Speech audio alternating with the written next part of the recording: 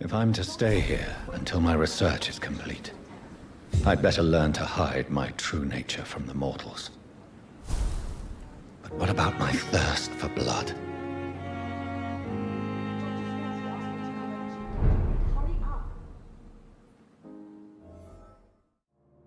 Yes, Nurse Crane? How can I help you? I'm so sorry. I know Dr. Swansea wanted you to rest, but we have somewhat of a crisis. A crisis, you say?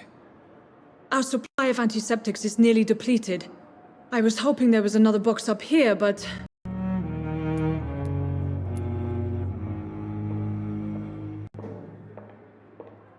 Sorry. There's nothing here. Some of the patients won't last the night without them. Honestly, sir, I'm beside myself. I may have a solution.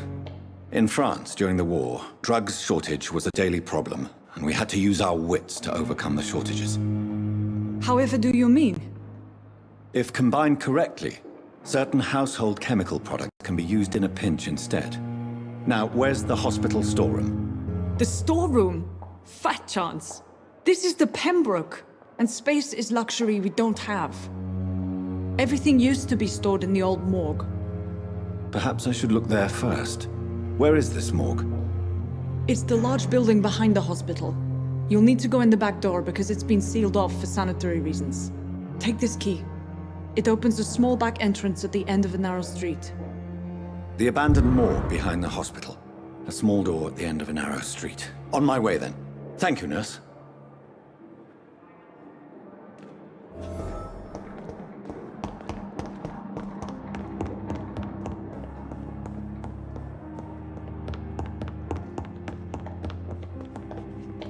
Yes, Doctor?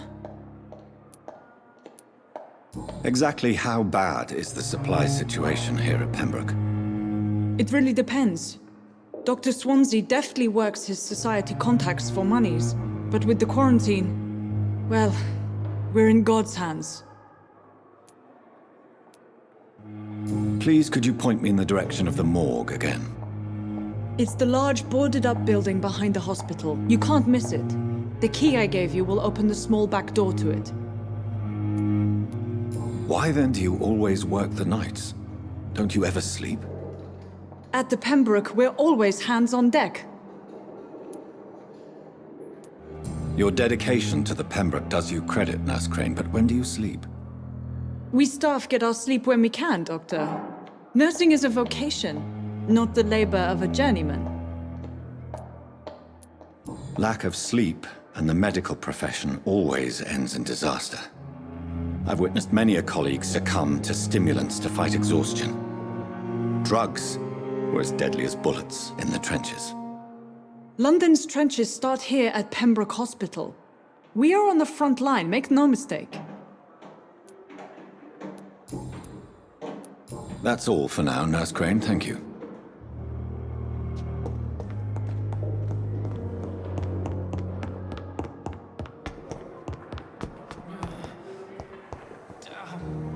Good evening, miss. I'm Dr. Reed, the new surgeon at the Pembroke Hospital. And who are you? Your name has no meaning to me, mortal. You're nothing but dust blown by the winds of eternity. I beg your pardon? What are you begging for, mortal? My clemency? Well, tonight maybe I'm inclined to mercy. You'll never forget the night you met Thelma Howcroft. You keep calling me mortal. Why is that? And if I'm mortal, what are you? Well, Dr. Reed, if you must know, I'm a vampire. And why do you believe you're a vampire? I don't need to believe anything. It is what I am. It is what I feel within this hollow shell of flesh. Please, describe to me how you feel. What is it like to be a vampire? I can hear my body crumble from the inside as my flesh cracks and fades. I sense the last pulse of postulant blood within my drying veins. I need new blood. I see. Have you ever heard of Cotard's syndrome, Miss Howcroft? Never. It's a mental illness discovered by a French neurologist named Jules Cotard. The affected patients are delusional. They believe that they are putrefying, that they are dead, a ghost or a ghoul, or in your case, a vampire. Delusional, you say? Oh, sad and petty mortal. You can't even begin to understand the concept of immortality. And you think it is I who am delusional. I'm assuming you must be a patient here. Am I right, Miss Howcroft? It's only a cover. To hide from my enemies. I can leave whenever I want. As a woman, a spirit, fog, or bat. Who are these enemies you mentioned? Can you describe them? I cannot say for sure. But I sense their eyes on me from nearby. I feel them watching me every time I visit the garden near the morgue. The staff here are not your enemy. They're here to help you, to care for you. I'm not speaking of the doctors in white. I'm speaking of the men and women who hunt me. For I am a vampire. I see.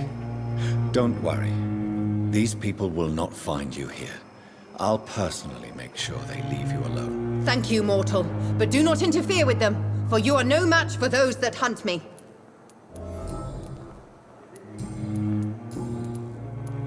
Who are you really, Miss Howcroft? I mean, apart from being a vampire. Is that not enough for you, puny mortal? What do you require? Proof of my powers? I'm curious to know who you were before becoming a vampire. Oh, it was such a long time ago, I don't remember. Centuries of unholy life can have strange effects on one's minds, you see? I'll leave you, Mistress of the Dark, to your nocturnal activities.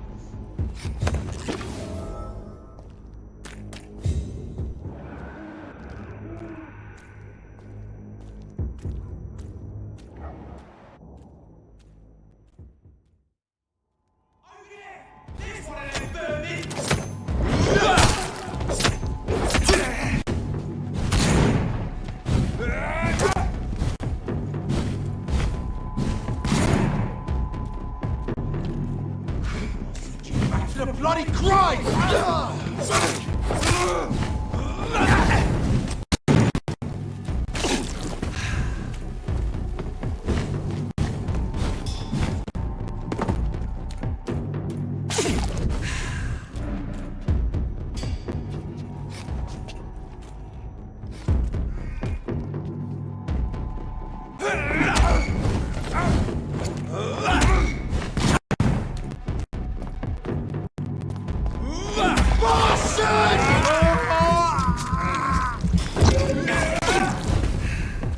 You're mine! Shit!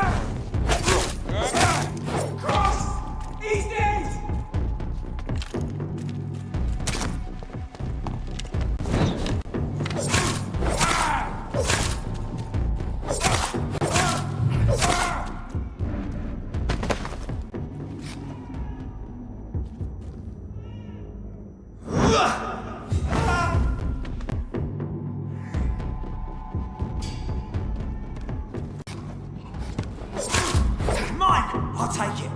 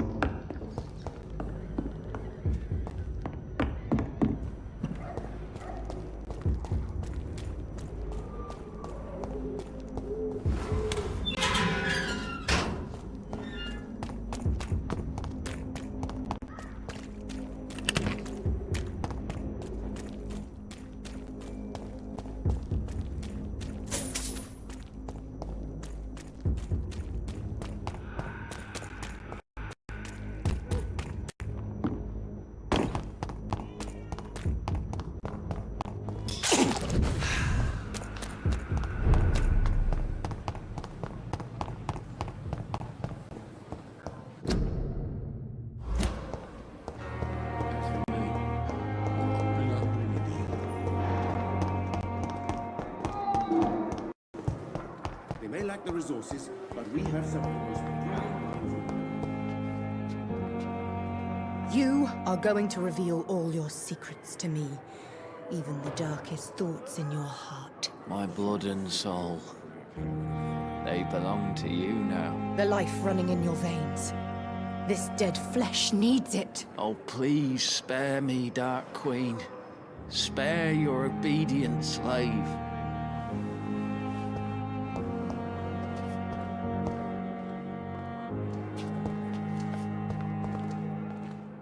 Good evening, Miss Howcroft.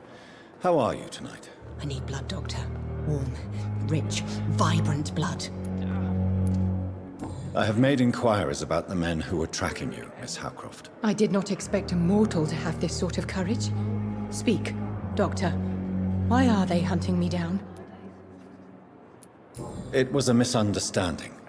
These hunters were in fact looking for a very different creature, but they mistakenly put their sights on you. I knew it. I have become undone. Those hunters have discovered me, but they don't know what I'm capable of. If you'll accept some advice from a petty mortal, I think you should assume a low profile and just quietly disappear into the shadows. You are right. And you have served me well, mortal. Take this as a reward for your time. Perhaps I will allow you to drink deep of my blood. One day. Thank you. I'll keep that proposition in mind. Tell me, Thelma, what do you really know about vampires? I saw one and he saw me. I watched him hunt and kill. I saw his terrible wounds heal as his victim died. And then I knew I was saved. You mean you actually saw a vampire? Here in London? Yes. And it has been the answer to my pain. I must drink and kill to regenerate my decaying body. I am a vampire too.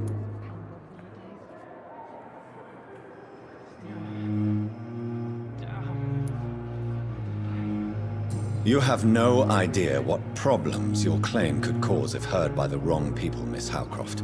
You must stop this nonsense now. Why fear the truth? Strange things live in the dark, Dr. Reed. Strange and ancient beings that were here before this island even had a name.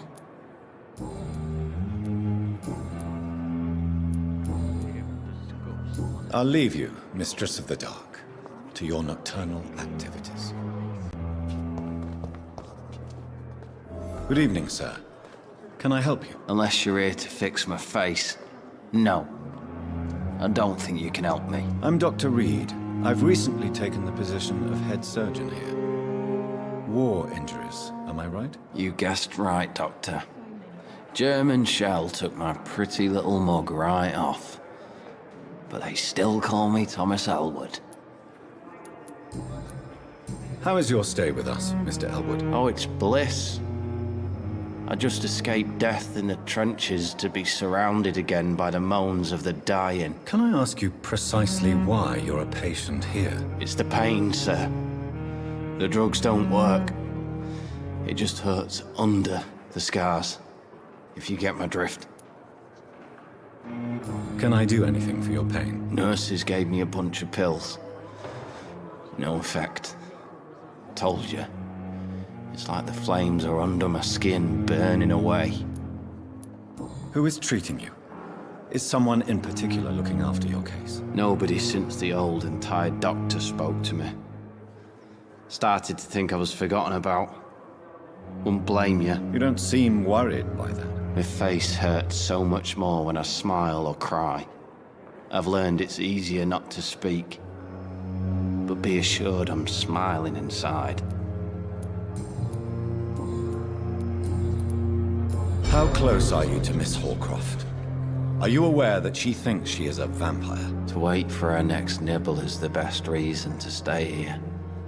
Every time she approaches my bed, she treats me like something tasty. A normal person. Aren't you afraid? She may hurt you if the game goes too far. She's quite harmless, I can assure you. Her head's broken inside is all. While I'm busted on the outside. But she's still beautiful. Living proof that there's hope for me. So do you let her bite you?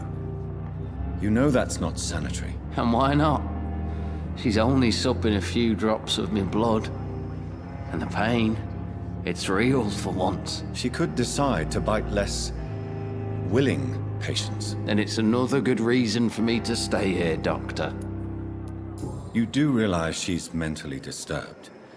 It's called the Cotard syndrome. She truly believes she's a vampire. In her madness, she never refers to my scars. And frankly, if I could, I'd join her world. It seems much more fun than the real one. Where were you stationed, sir? Did you serve for long? I really don't want to talk about all this shit. No offense. I was pushing too much. I served in France myself. I just wanted to know what happened to you. You were an officer, weren't you? Then I doubt we fought the same war, sir. No offense.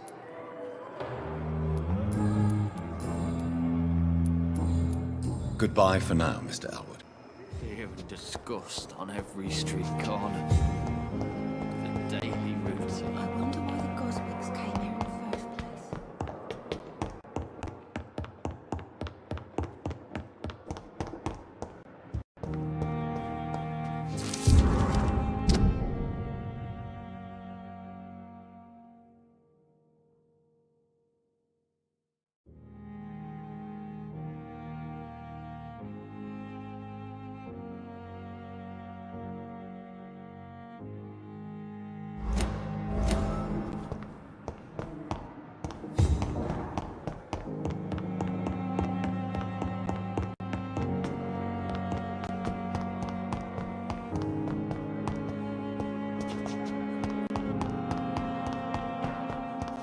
Fear and... Good evening, Mr. Elwood. Evening, Dr. Reed. Why do you feel responsible for the injury, Thomas? What really happened? I wasn't disfigured by any German shells. It happened during my leave. It was an accident. Why lie about it? Come on. It's one thing to come back disfigured by the Germans, and it's another to get injured in an accident that could have happened to anybody.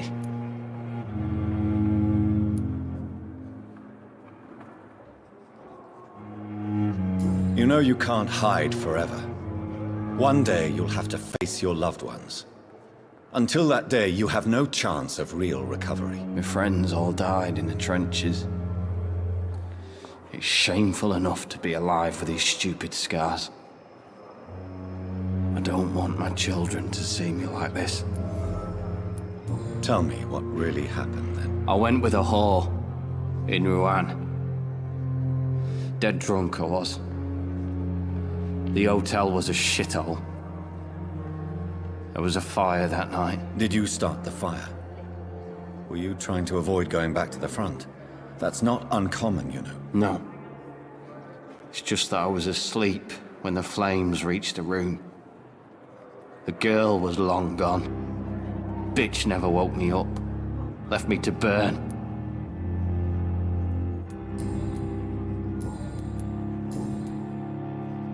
You told me before you don't want your children to see you like this. Do you have any other family? My sister Agatha has raised me nippers since their mother died. Don't want them to look at me like this. How could children despise their father injured in the war? What do you think? They saw me. Once. Like poor angels left the room crying. They keep on having nightmares every week, my sister told me. Your sister's not a child. I'm sure she has nothing but respect for a wounded soldier, and you are her brother. You don't know my sister Agatha. She may be young, but she's all discipline and morality. If she ever found out what really happened... She doesn't have to know. She's a sly one, my sister. One day she'll find out the truth and knock 7 bells out of me. Nah. I'm better off here.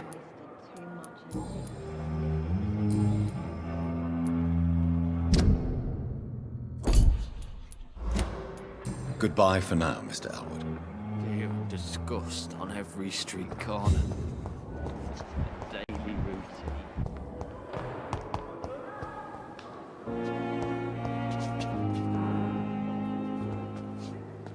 Good evening, Miss Howcroft.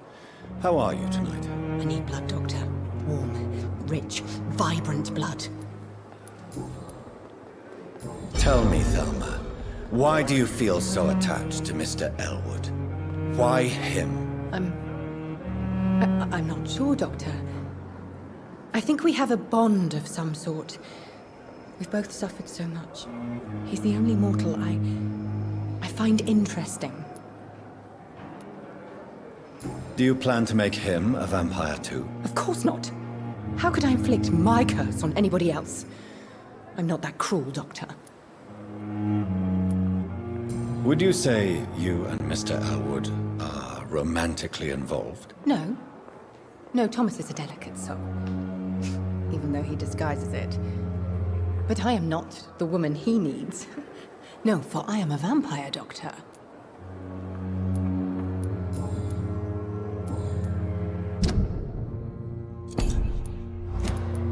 I'll leave you, Mistress of the Dark, to your nocturnal activities.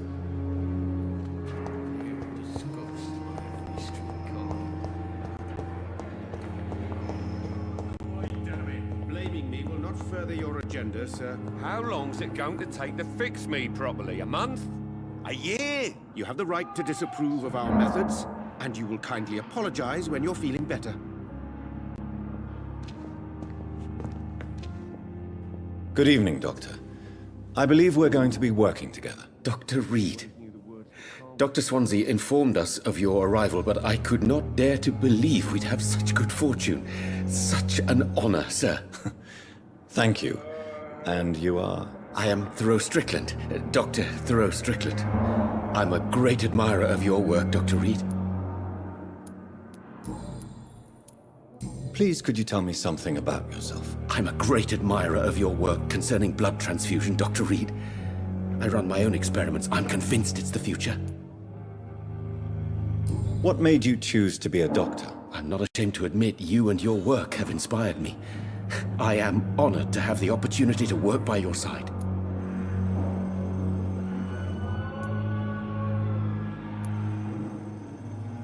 It's always a pleasure to share scientific and medical knowledge with someone eager to learn. I'll be glad to help you if I can. This epidemic may be the century's most terrible disaster, but I'm convinced that we, as doctors, are the only ones able to defeat it.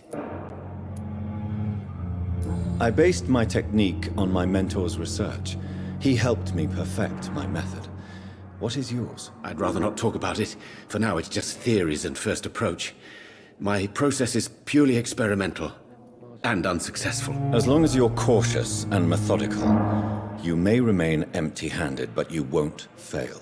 You're not the first one to warn me, but I am convinced knowledge is the main weapon against the ravages of this epidemic.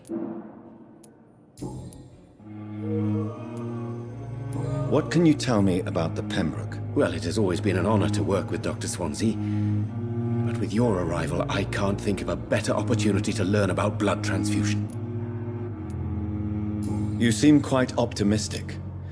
It's a rare and precious attitude in these difficult times. I'm convinced that this epidemic is a test of endurance and dedication for us men of science. Questions remain about our capacity to resolve the situation. True. Last summer, during the first wave of the epidemic, I used to joke with Milton about the extra work. We're not smiling now. Do you need help with anything in particular? Well, yes, maybe. I'm waiting for a batch of products I ordered for my personal research, yet my supplier seems to have vanished. Do you want me to play the errand boy for you? Oh no, Dr. Reed. But if you went personally to his shop, what with your reputation and all, he wouldn't dare to refuse the products I need. I see. Well, give me the address, for I may pass by if I have time.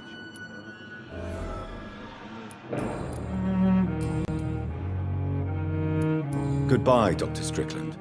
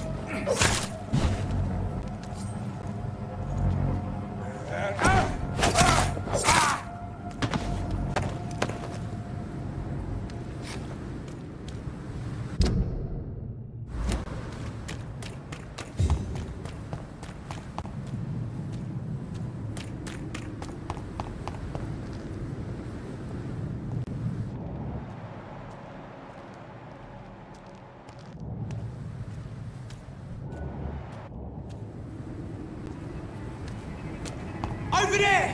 This! I'll take it!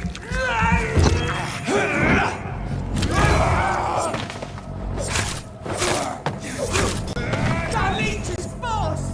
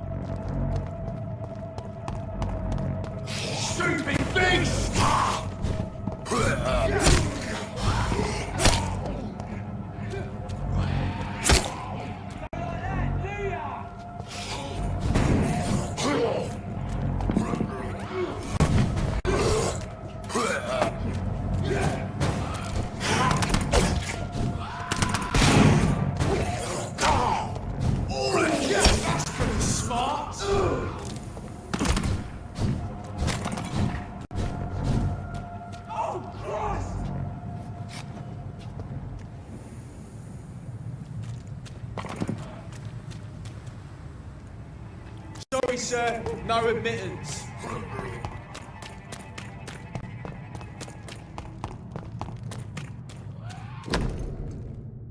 Opium is one of the main ingredients of Strickland's medication. Never a good move.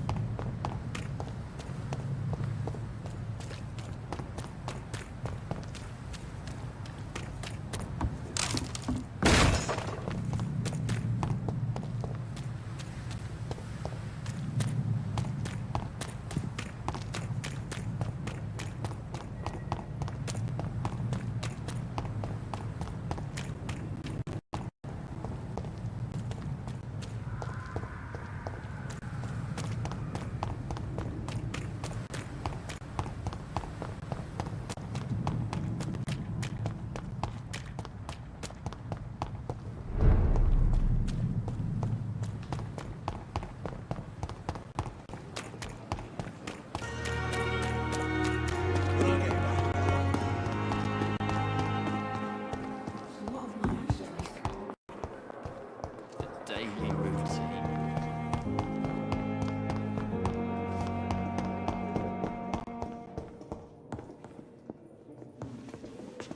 Good evening, Dr. Strickland. And good evening to you, Dr. Reed. Can I be of any help? I located the shop, but it was vandalized, and the owner is missing. All I found was your order. I was afraid of such bad news. People are so desperate they're ready to burgle a shop for drugs. That's quite a list you ordered. Opium, sodium hypochlorite. It can't be just headaches you're trying to cure. This dreadful influenza, of course. I already ran some tests on hopeless cases.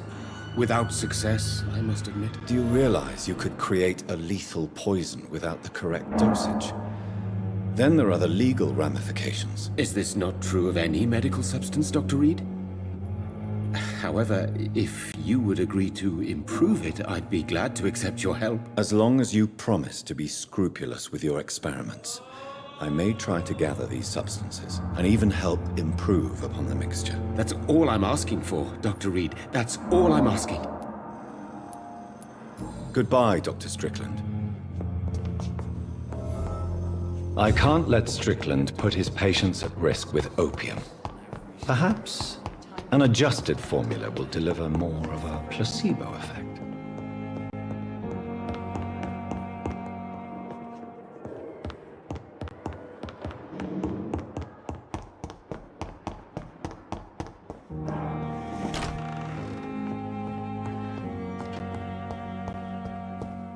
Strickland's project could be dangerous.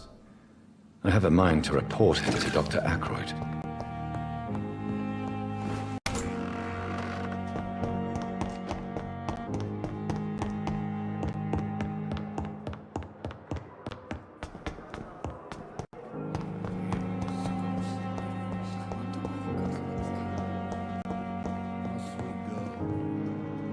Good evening, sir. I'm Dr. Reed. I believe we're going to be colleagues. Reed? Yes, I've been informed about your arrival. I'm Waverly Ackroyd. Welcome aboard, I suppose. Does my arrival inconvenience you in some way, Dr. Ackroyd? Let us just say that I don't particularly share Dr. Swansey's enthusiasm for hiring you. What we need here are reliable professionals, not overrated dabblers. If you have a problem with me, Dr. Ackroyd, please feel free to tell me. Dr. Swansey has imposed your presence on this hospital without asking anyone's advice. The benefit of his position. But I don't agree with it. I know we've never met before, but I believe this hospital could use all the help it can get. You will agree with that, I'm sure. Oh, but I have heard about you, Dr. Reed. Of course, you can't say the same about me, since I have not wasted my time courting the press. Aren't you too old for such jealousy? It really won't do you any good, you know. Don't be ridiculous, Dr. Reed. A simple glance is enough for me to know you have nothing for me to envy.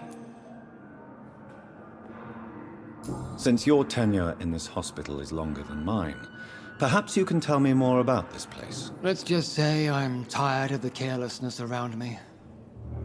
I have always respected the skills of Dr. Swansey, but over time his enthusiasm has become displaced. Carelessness? Exactly what are you talking about? We're here to save lives. The people who trust us are not volunteering for experimentation. They're here to be healed. I don't intend to run any radical experiments, Doctor. Even if I, as any good practitioner should, express an interest in pushing the boundaries of medical research. Modern medical methods were created through audacity and ego. But there are rules in our line of work, and they're here to protect our patients. Tell me, Waverly, what do you think of Dr. Strickland's enthusiasm for his experimental research? Strickland is playing with his patients' lives for pride and glory. Now that, sir, is unethical. Are you thinking about something in particular? Harvey Fiddick needs delicate surgery. I believe we should stick to the usual procedure, but my young colleague obviously disagrees. And are you not afraid that your rivalry with Strickland may be blinding you? Rivalry? I guess you could call it that. But I will never be childish enough to let my personal feelings affect my judgment. Why do you wish to lead this surgery? I strongly believe that Mr. Fiddick should not be butchered to test an unproven procedure.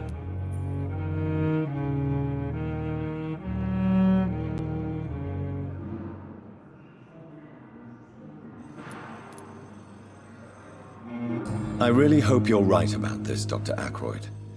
I'm trusting your judgment on this. I'm not the kind of man who runs away from his responsibilities, Dr. Reed. There is no need for you to be looking over my shoulder.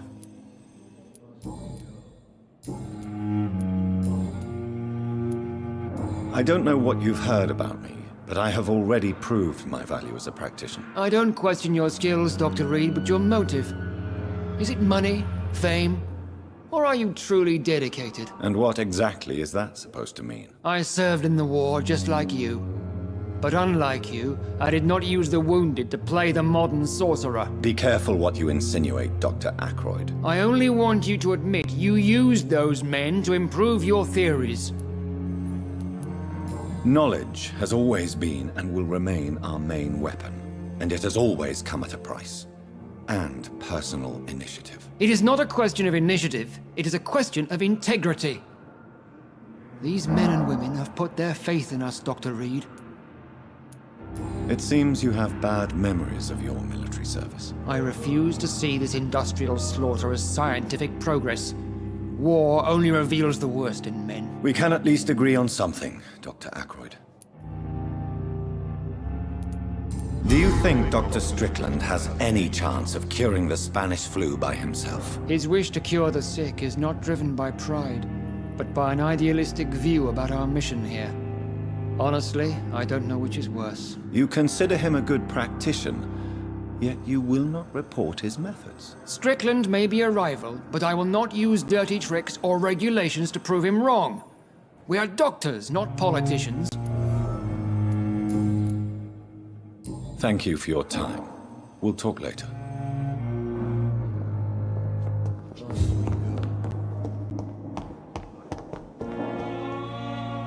Good evening, Dr. Strickland. And good evening to you, Dr. Reed.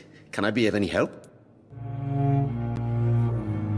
I have managed to improve the mixture by diluting it. Have you ever heard of Sir Joseph Francis Olive, or the placebo effect? No, I don't think so. Why? A placebo is a substance or procedure that has no actual physical effect. You made a placebo of my project. Why? Research has established that a placebo, as long as the subject believes in the effect, can provoke a positive physiological reaction. Really? That's fascinating. And you want me to, what, administer the placebo and see what occurs? Something like that, yes. Well, I'm a bit surprised, but I trust you, Dr. Reed. Please take the key to my cabinet and put this placebo there for future use. What do you think of Dr. Ackroyd's aversion to modern medical methods? It's a shame he's so narrow-minded. Dr. Swansea taught me that science is about exploring uncharted territory. I'm convinced that's true. With the influenza and all that's going on, you should put your differences aside, don't you think? Why is it so difficult to work together? I believe that if Dr. Ackroyd had been the one to discover the transfusion process, he would be the first to recommend its use. So you believe it's just a question of jealousy and pride? Dr. Ackroyd is as proud as he is blinded by his obsolete concept of medical science.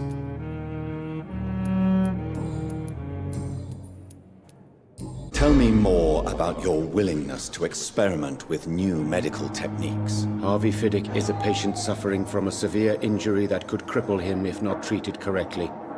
I'm convinced your blood transfusion technique could help him. What is it you really want? To save him, or to prove your point? Fair question. I want nothing but to save my patient, Dr. Reed. Especially since I know Mr. Fiddick's story. This personal involvement could also appear to be a lack of impartiality. You must know that a good surgeon must remain neutral. I agree. But that does not excuse Dr. Ackroyd's behavior, a man who did not even take time to converse with his patient. Do you think keeping his distance was a mistake? All I know is that I'm taking care of human beings with desires, hopes, and fears. Not some biological machine comprised of blood, bones, and flesh. Tell me Mr. Fiddick's story.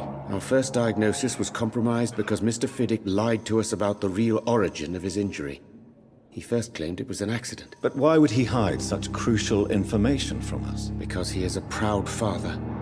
ashamed of putting his children at risk because of his own negligence.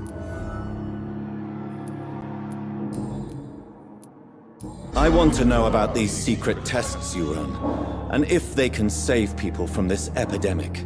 Speak to me now, Thoreau. I know I may sound presumptuous, but I'm just following your steps, Dr. Reed. I'm casting away the shadows of ignorance by daring to face them. Self-confidence is essential in our line of work, my young colleague, but only if tempered with the correct amount of cynicism. But you never doubt yourself, Dr. Reed. I've read all your articles and books. You performed the most daring research during the war. Don't you think we have enough work already? Perhaps now is not the best time to be chasing shadows. Chasing shadows, really? It's funny those words coming from the only doctor here who has spent more time outside this hospital than in. Did you know Dr. Aykroyd never reported your experimental research, despite the fact he doesn't agree with it? Really? I didn't suspect he knew about my work. I must confess I am surprised. Perhaps he thinks you should realize for yourself the danger of what you're doing. See how condescending he can be? My God, he can be so irritating. Goodbye, Dr. Strickland.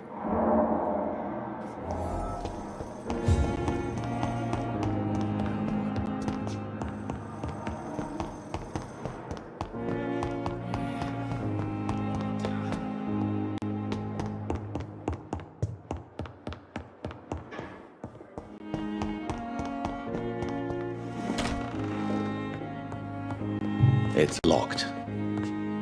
At least Strickland can't kill anyone with this formula.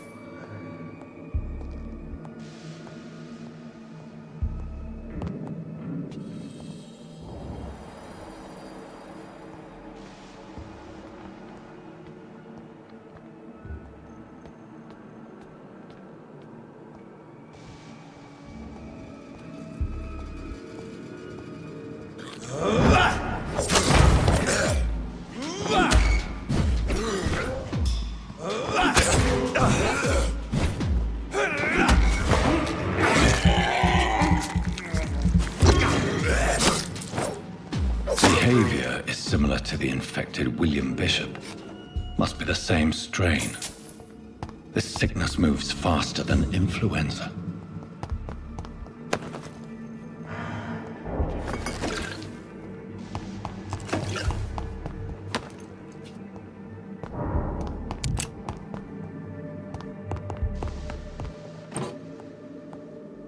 This key will surely grant me access to the basement.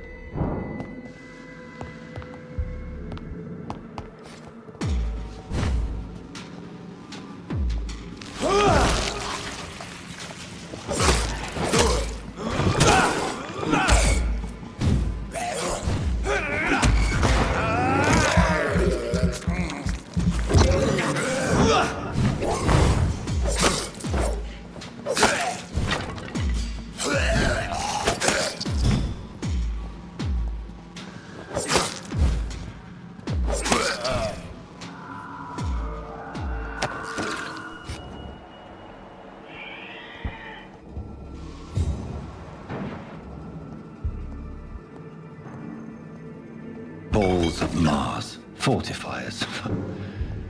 As popular as they are ineffective. But they do contain iron tartrate, and that might prove itself useful.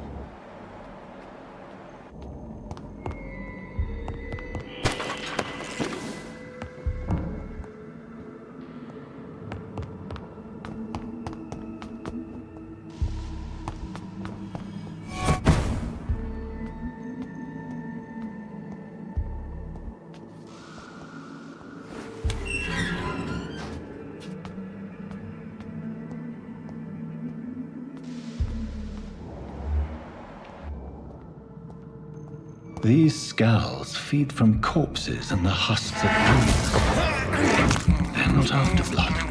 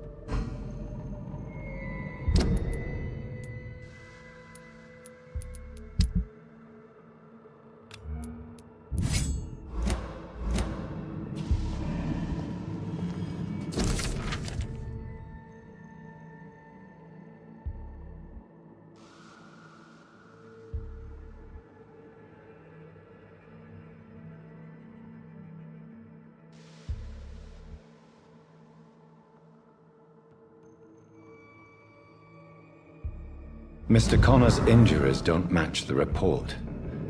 I'd better look into this.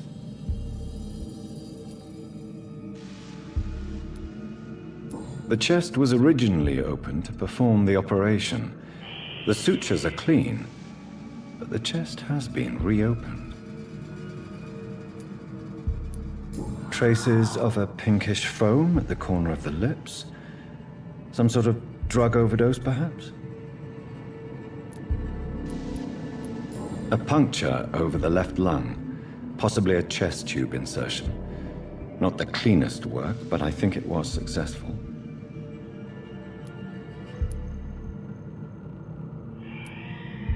Signs of internal bleeding. So, Dr. Tippett's anesthetics were incorrectly dosed, causing the patient's death. And then he tried to operate on him again. Tippett has made an egregious error. It's time we talked.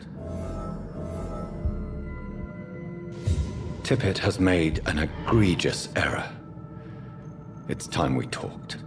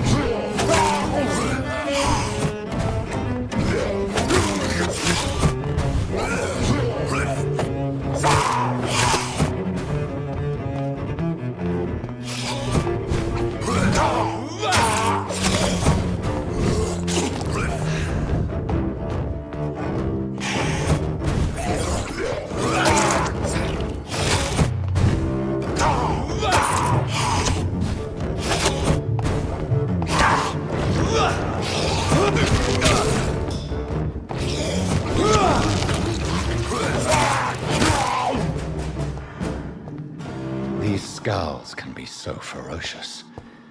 I'm not sure I can defeat them without becoming stronger. To drink blood is so tempting. Sodium hypochlorite. Dangerous to administer, but efficient in the proper dosage.